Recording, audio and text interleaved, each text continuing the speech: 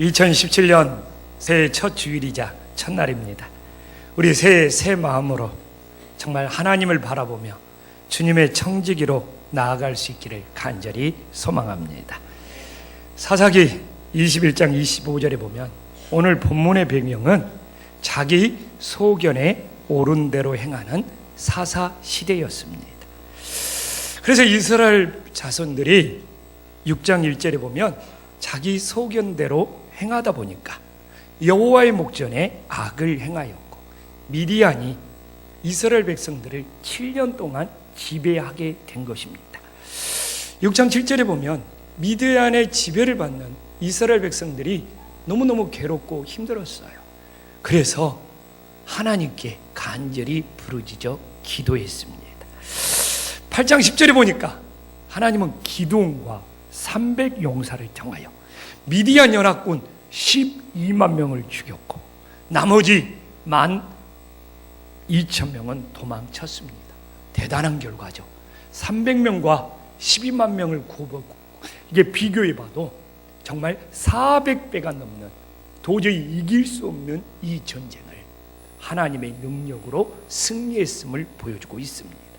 그리고 8장 28절에 보면 기드온이 하나님께 얼마나 지레오르는지 이스라엘이 기드온이 살아있는 동안 40년 동안 평온함을 누렸습니다. 우리나라에도 이렇게 평온함을 누릴 수 있는 하나님의 지도자가 세워질 수 있기를 간절히 소망합니다. 그런데 기드온이 이게 죽은 후에 첩의 소등이었던 아비멜렉이 18절에 보면 오늘 본문의 18절에 보면 외가인 세겜 사람들을 충동시켜서 세상에 기드온의 아들들 70명 아비멜렉이 자신의 형제 70명을 잔혹하게 죽이고 왕이 되었습니다. 그러나 유일하게 오늘 이 9장의 5절을 보면 단 한 사람 기드온의 막내 아들이 다행히 피하여 숨게 되었습니다. 그리고 오늘 우리가 읽었던 7절에 보면 바로 기드온의 막내 아들 요담이 나무 우화를 통하여 아비멜렉과 세겜 사람들을 책망하고 있습니다.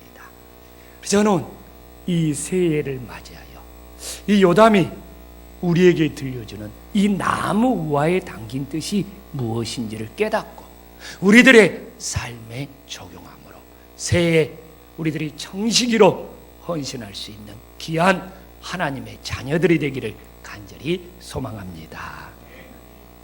오늘 우리가 다시 7절을 보면 기드온의 막내 아들 요담은 아비멜렉이 왕이 되었다는 말을 듣고 오늘 7절에 보면 어느 산에 올라가냐면 그리심 산에 올라가서 세겜 사람들을 나무 우화로 책망하고 있죠.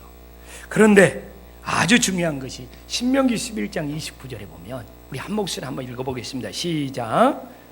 하나님 여호와께서 내가 가서 차지할 땅으로 너를 인도하여 드시리. 너는 그리심산 산에서 축복을 에발산 산에서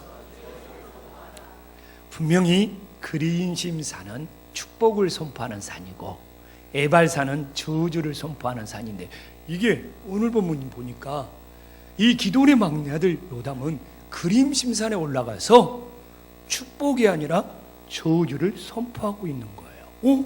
왜 그렇지?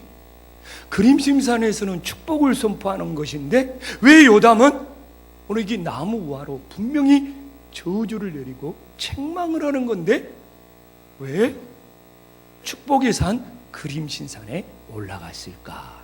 여기에 바로 하나님이 담기진 메시지, 하나님이 우리에게 주시는 뜻이 있다는 겁니다. 그 이유가 무엇일까요? 지금 바로 이 세겜 사람들이 아비멜렉을 왕으로 세운 것이 자기들은 그리심산의 축복으로 여기면서 기뻐하고 있다는 겁니다. 자, 그래서 바로 이 그리심산에 너희들이 생각하는 축복은 결국은 저주가 될 것이라는 것을 바로 요담은 우리에게 메시지로 전해주고 있는 것입니다. 왜 아비멜렉 왕을 세운 것이 축복이 아니라 저주가 될 수밖에 없습니까? 우리가 사사기 8장 22절에 보면 이스라엘 사람들이 기드온에게 왕이 되어서 다스려달라고 부탁했습니다. 그런데 참 우리는 8장 23절에 보면 기드온을 본받아야 돼. 내가 어떻게 너희를 다스리는 왕이 되겠느냐? 하나님이 너희를 친히 다스린다고 왕이 되는 걸 거절했습니다. 마찬가지죠. 새해 우리 김포안심교회를 누가 다스리고 누가 인도합니까? 오직 하나님 한 분밖에 없음을 믿으시기를 간절히 소망합니다. 그러나 아비멜렉 달라요. 세겜 사람들을 충동하여 본인이 스스로 왕이 되었습니다. 아비멜렉이 뭐가 문제냐? 아버지 기드온은 얼마나 우상을 섬기는 시대에 바알의 우상들을 깨뜨리고 하나님 앞에 기도하고 충성하여 미디안을 물리친 믿음의 사람이었습니다. 그런데 아비멜렉은 그렇게 기도했던, 그렇게 우상을 타파했던, 그렇게 충성했던 아버지의 믿음의 알맹이는 전혀 본받지 못하고 아버지가 거절했던 그 높은 자리, 화려한 자리만 탐을 내고 있다는 것입니다. 이처럼 믿음의 알맹이는 빠진 채로 뭔가 껍데기의 화려함만을 차지하려는 것은 당장 눈에는 그리심산의 축복처럼 보이지만 결국은 저주가 될 것이라는 것을 요담은 나무와를 통해서 우리에게 선포하고 있는 것입니다. 저는 지금 한국교회 위기는 뭐냐? 10년 전, 20년 전만 하더라도 우리 믿음의 어머니, 믿음의 선배들은 눈물의 기도가 있었고 땀의 헌신이 있었습니다. 그런데 지금 우리의 신앙은 그 믿음의 선배들의 그 눈물의 기도와 그 교회를 향한 땀의 헌신에 그 알맹이는 빠진 채로 뭔가 복받고 뭔가 누려보고 뭔가 성공과 화려함만을 쫓는 그런 신앙으로 변질되고 있다는 것입니다. 저는 한국교회가 또 우리 교회도 마찬가지입니다. 정말 우리 믿음의 선조들이 가졌던 그 눈물의 기도를 다시 찾아야 되고 그 땀의 헌신을 다시 회복하지 않고 하나님 앞에 항상 복받기를 원하는 그 껍데기의 신앙을 쫓는다면 이 땅의 교회들은 계속 침체와 정말 타락의 길로밖에 갈 수 없다는 것을 하나님의 마음으로 선포하고 싶습니다. 그래서 새해에 우리들은 신앙의 성공이나 신앙의 화려함이나 신앙의 어떤 자리를 차지하려는 것이 아니라 우리 선조들이 그렇게 눈물로 기도했다, 그렇게 땀으로 헌신했던 그 십자가를 우리들이 짊어져야지만이 이 땅의 교회와 우리 가정이 다시 회복될 수 있음을 깨달을 수 있기를 간절히 소망합니다. 우리가 다시 18절을 보면 참 기돈의 아들 70명의 죽음, 정말 억울한 죽음이었습니다. 정말 아비멜렉과 그 세겜 사람들의 그 탐욕으로, 그 야욕으로 정말 이렇게 무고한 70명의 생명이 피를 흘리고 죽었습니다. 그러나 하나님은 우리가 이미 5절을 봤지만 기돈의 막내 아들 요담을 남겨서 그 억울한 죽음의 진실을 밝히고 있습니다. 여러분, 이처럼 진실은 중요한 거예요. 사실 그들이 죽은 것보다도 더 괴로운 것은 왜 죽었는지 그 진실을 모를 때 이 세상에 기초와 뿌리는 흔들리며 무너지는 겁니다. 그래서 하나님께서는 이 70명의 억울한 죽음은 어쩔 수 없었지만 한 명의 요담을 세워서 그 억울한 죽음을 나무 우화를 통하여, 그래도 하나님께서는 진실을 밝히시는 공의로운 하나님이심을 오늘 요담의 나무 우화를 통하여 우리들에게 증거하고 있습니다. 세상의 어느 사회나 어느 공동체나 사람이 사는 곳에 진실이 사라져버린다면 그 어둠의 영, 악한 영이 지배하고 있는 겁니다. 그래서 하나님께서는 늘 이런 한 사람을 남겨놔서 그 어둠을 물리치고 하나님이 진실을 드러내고 있다는 것을 우리들이 깨닫고, 이 땅의 그리스도인들이 어느 곳에 있든지 진실이 된 양심으로 빛과 소금의 사명을 감당할 수 있기를 간절히 소망합니다. 요담은 나무화를 통하여 아비멜렉과 세겜 사람들을 어떻게 책망합니까? 나무들이 왕이 되라고 정말 후보들을 선택합니다.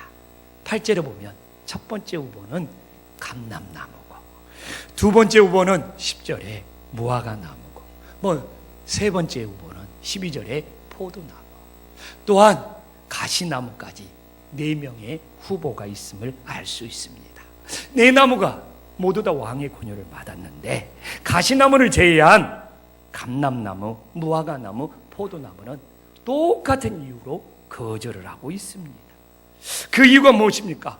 나무들 위에 우쭐대지 아니하고 자신에게 맡겨진 역할을 충실히 감당하겠다는 것입니다. 그래서 이렇게 신앙이라는 것은 주님 앞에서 내가 어떤 자리에 오르냐가 중요한 것이 아니라 나에게 맡겨진 본분을 얼마나 잘 감당하느냐, 나에게 주어진 역할을 얼마나 성실히 하느냐, 하나님은 이걸 주목하고 이걸 바라보고 있다는 것을 깨달으시기를 간절히 소망합니다. 첫 번째 후보였던 감람나무가 왜 거절합니까? 9절에 보니까 이 감람나무는 기름과 또한 이 기름을 통하여 하나님과 사람을 영화롭게 하는 것을 버리지 않겠다고 합니다. 그래서 실제 성전에서 감람나무의 기름은 그 감람나무의 기름을 바르는 곳마다 거룩하게 만드는 아주 중요한 역할을 감당했던 것이죠. 그래서 성전에서 감람나무 기름을 통하여 정말 성전의 기구들을 깨끗이 발라줌으로써 그것이 거룩하게 되는 아주 중요한 역할을 감당했습니다. 또한 우리는 바로 이 감람나무 기름을 성령의 기름 부음으로 우리를 새롭게 하고 우리를 정결케 한다는 그 의미 또한 지니고 있는 것입니다. 이처럼 감람나무는 자신의 기름을 통하여 거룩하게 만드는 역할을 하고 있는데 내가 이렇게 왜 소중한 역할을 버리고 울줄댈 수 있느냐고 하면서 거절하고 있음을 우리들에게 보여주고 있습니다. 또한 두 번째는 이 무화과 나무가 거절을 하고 있어요. 11절에 보니까 나의 단 것과 나의 아름다운 열매를 버리지 않겠다. 여러분, 무화과 나무는 꽃이 아름다운 것이 아니라 열매가 아름답다는 겁니다.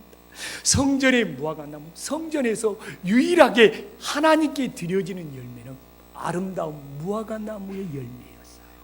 그래서 무화과 나무는 이렇게 아름다운 믿음의 열매를 맺는 사람, 꽃이 아니라, 화려한 꽃이 아니라 하나님이 받으시는 것은 아름다운 믿음의 열매, 이 중요한 역할을 내가 어찌 버릴 수 있겠느냐 이겁니다. 그래서 우리는 늘 무화과 나무를 통하여 우리들은 하나님 아버지 앞에 믿음의 열매를 맺는 삶을 살아가야 된다는 것을 깨닫고 있는 거 아닙니까? 그래서 눈에 보이는 화려한 꽃이 아니라 하나님께서는 우리들의 믿음의 열매를 받으신다는 이 소중한 역할을 포기할 수 없었던 그 무화과 나무에 믿음을 본받을 수 있기를 간절히 소망합니다. 또한 이 세 번째로 포도나무는 오늘 13절에 잘 나와 있잖아요. 하나님과 사람을 기쁘게 하는 포도주를 버리지 않겠다는 겁니다. 여러분, 성전에서 포도나무는 그 포도주를 부어서 전제로 쓰임받고 있어요. 이 포도주를 부어드리는 전제의 의미는 뭡니까? 하나님을 향한 온전한 헌신을 약속하는 거예요. 내가 하나님 앞에 헌신하겠다. 또한 우리는 포도주는 예수님의 보혈을 의미하는 곳으로 우리의 죄악을 용서한다는 너무 중요한 의미가 있고, 오늘도 우리는 이 성찬을 포도주로 받고 있습니다. 그래서 이렇게 하나님 앞에 헌신하고 또한 예수님의 보혈로 용서하는 삶을 실천하는 것을 어떻게 해요? 하나님이 기쁘시게 받으신다는 겁니다. 이렇게 헌신과 용서의 삶을 하나님이 기쁘시게 받으시는데 내가 어찌 그 일을 버리고 우쭐댈 수 있느냐고 거절하고 있음을 보여주고 있습니다. 우리가 사는 곳이요, 힘들다고 느껴질 때는 자신의 역할을 버리고 높은 자리에서 우쭐대는 사람들이 많기 때문에 그러는 거예요. 그러나 내가 사는 곳이 아름답다고 느껴질 때는 자신의 역할을 버리지 않고 성실하게 자신의 자리를 지키며 자신의 역할을 감당하는 사람들이 많기 때문입니다. 여러분, 어떤 교회가 사랑이 넘치는 교회인지 압니까? 자신의 역할을 소홀히 한 채 여기저기 참견하고 여기저기 간섭하면서 우쭐대는 성도들이 많으면 예수님이 없는 신앙 공동체가 돼요. 그냥 자기 역할을 충실히 감당해야 되는데 본인이 여기저기 일일이 끼어들고 참견하면서 우쭐대는 거예요. 그러다 보면 교회가 혼란에 빠지고 예수님이 없는 공동체가 되는 것이죠. 그러나 하나님이 자기에게 맡겨진 역할, 자신의 본분을 충성되이 감당하는 성도들이 많다면 예수님의 향기가 나는 믿음의 공동체가 됨을 다시 한번 깨달을 수 있기를 간절히 소망합니다. 그래서 우리는 새해에 감람나무와 무화과나무와 포도나무처럼 하나님이 우리에게 맡겨주신 역할을 우리 자리에서 묵묵히 감당함으로 하나님께 영광 돌릴 수 있기를 간절히 소망합니다. 여러분, 무화과나무가 포도나무를 견제합니까? 포도나무가 감람나무를 시기합니까? 그러지 않아요. 다 역할이 달라요. 다 자기의 맡은 본분이 달라요. 새 나무는 경쟁하거나 시기하거나 질투하지 않아요. 서로 각자 맡은 자리에서 자기의 역할을 감당해서 정말 감람나무는 거룩한 기름으로 쓰임받고 무화과나무는 아름다운 믿음의 열매로 쓰임받고 포도나무는 헌신과 용서의 거룩한 포도주로 쓰임받는 거예요. 누가 최고라고 우열을 가릴 수 있습니까? 없어요. 모두 다 소중하고 모두 다 각자의 역할이 있는 것이고 서로 비교할 수 없고 서로 경쟁할 수 없고 모두가 합력해서 하나님을 높이는 것이 주님의 뜻임을 깨달으시기를 간절히 소망합니다. 이제 새 나무는 우쭐대지 아니하고 자신의 맡겨진 역할을 잘 감당하여 왕의 자리를 거절하였습니다. 그러나 이 마지막 네 번째 가시나무는 왕이 되어서 우쭐대기 시작하였습니다. 어떻게 가시나무가 우쭐대고 있습니까? 오늘 15절에 보면 그래도 초반부는 괜찮은 거예요. 내게 기름을 부어 너희 위에 왕으로 삼겠거든 와서 내 그늘에 피하라. 이 정도는 괜찮아요. 사실 잘못된 것이 없습니다. 그러나 15절 후반부에 그리하지 아니하면, 여기서부터 문제예요. 그리하지 아니하면 불이 가시나무에 나와서 레바논의 백향목을 살릴 거라고 합니다. 이것이 뭡니까? 가시나무가 강요와 협박을 하고 있는 거예요. 하나님의 방법이 강요와 협박하는 겁니까? 아니에요. 하나님은 우리들에게 자원하는 심령을 받고 계셔요.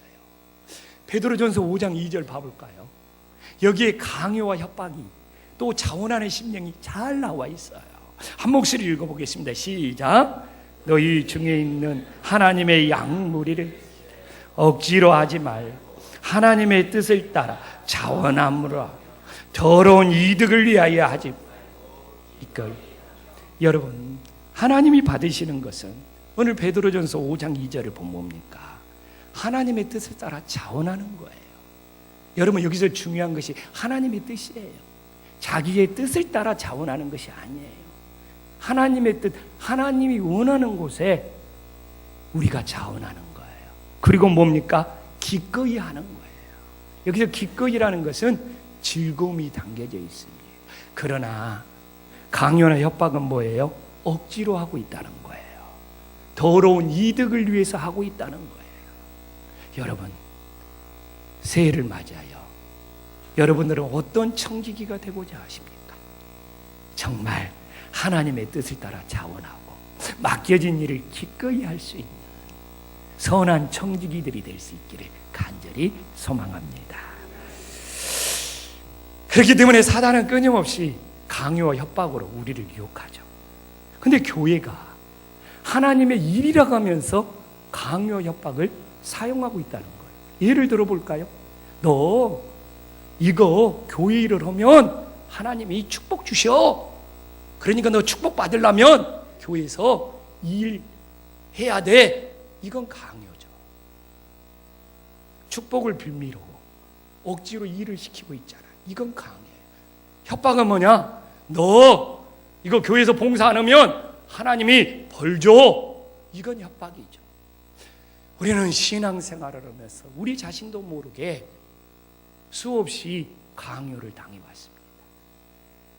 야, 복 받으려면 하나님 일해야 돼. 이건 강요라니까요. 너 하나님 일 안 하면 하나님의 벌 줄 줄 몰라. 이건 무서운 협박이죠.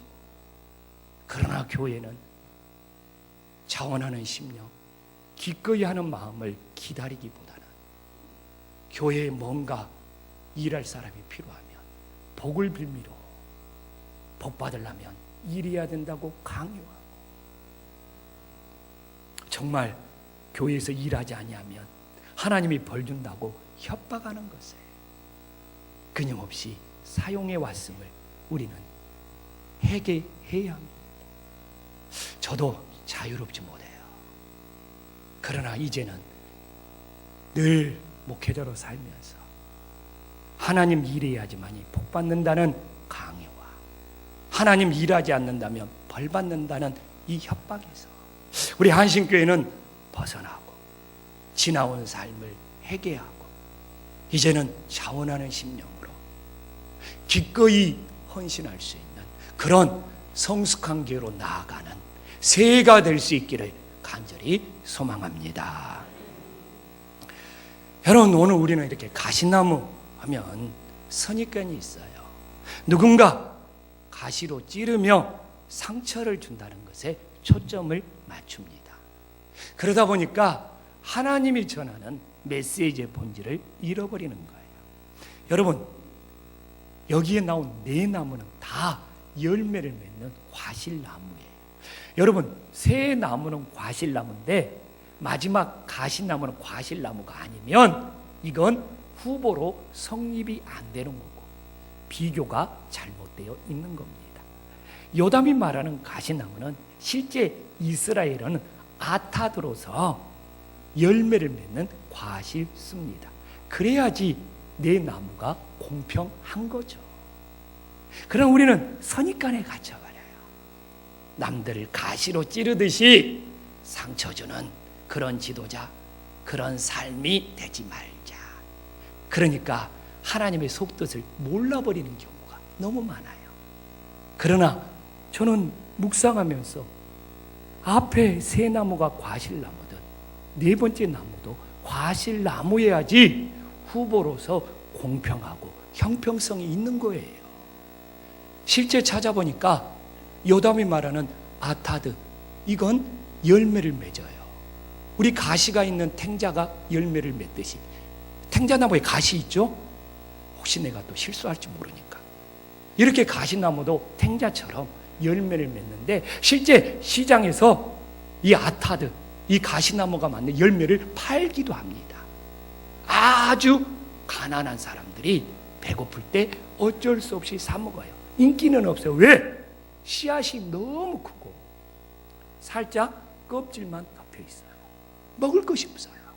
그러나 흉년이 들면 이 가시나무는 흉년 속에서도 열매를 맺기 때문에 배부르고 가난한 사람들이 씨앗은 크고 껍질만 있지만 그 껍질이라도 벗겨 먹고 싶어서 팔기도 하고 사다 먹기도 합니다. 그래서 비교 조건은 똑같은 거예요. 근데 오늘 문제는 뭡니까? 오늘 15절에 나와 있는 것처럼 내 그늘에 피하라는 것이 바로 여기서 문제가 발생된 겁니다. 사실 가시나무도 그늘이 있습니다. 그리고 정 피할 장소가 없으면 실제로 가시나무 그늘에서 사람들이 와서 거기는 더운 지방이기 때문에 쉬기도 합니다. 이 말이 잘못된 건 아니에요. 그러나 여러분, 감람나무도 무화과나무도 포도나무도 그늘이 있어요. 정말 무화과나무는 최고로 좋은 그늘을 가지고 있어요. 근데 무화과나무가 그늘을 지금 내세우고 있습니까? 아니에요. 우리 여기서 깨달아야 돼요. 과실수의 본질은 열매지 그늘이 아니라는 겁니다. 그러므로 지금 가시나무의 실수는 무엇입니까? 그도 과실수예요. 그도 하나님 앞에 열매를 통하여 영광 돌려야 돼요. 이것이 본질입니다. 그러나 비본질인 그늘을 통해서 자신이 우쭐대고 있음을 보여주고 있습니다.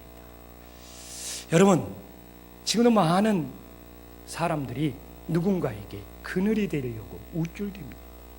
우리나라가 어렵고 힘든 것은 너도 나도 자신의 역할보다는 내가 너희들의 그늘이 되어주겠다, 이렇게 울줄대는 사람들이 많기 때문에 힘든 거예요. 여러분, 저는 여러분들의 그늘이 될 수 없습니다. 내가 여러분들에게 어떻게 안식을 줄 수 있고 내가 여러분들에게 어떻게 그늘로 평안을 줄 수 있습니까?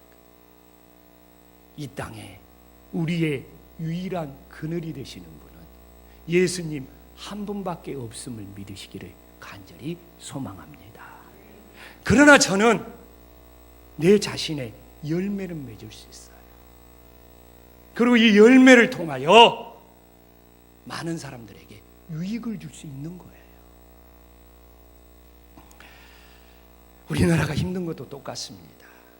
각자 맡은 자리에서 자기의 역할을 통하여 열매를 맺는 일에 충실해야 되는데 너도 나도 내가 당신들의 그늘이 되겠다고 우쭐대는 바람에 이 나라 이 땅이 힘들어지는 거예요. 교회도 똑같습니다.